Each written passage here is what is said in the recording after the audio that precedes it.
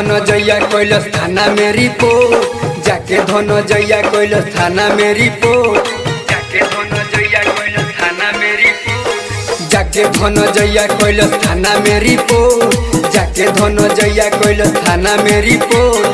काट के भुटलिया फुलाइला बायो, जाके धनजैया कैलस थाना में रिपोर्ट, काट के भुटलिया फुलाइला बायो, जाके धनजैया कैलस थाना में रिपोर्ट, काट के भुटलिया फुलाइला बायो, काट के भुटलिया फुलाइला बायो,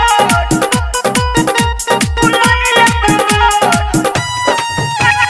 Recording by RRT Digital Recording Studio, Chharadan।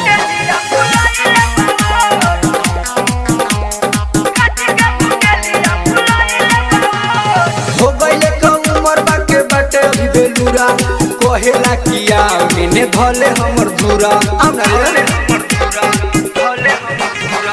हो गइले कउमर बाके बाटे अभी बेलूरा, कहेला किया मैंने भले हमर धूरा।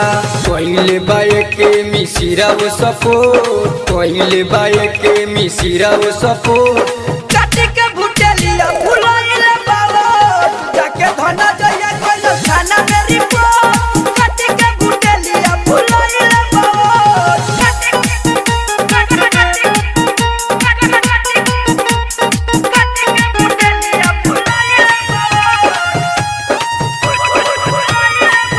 Recording by RRT Digital Recording Studio, Chharadan।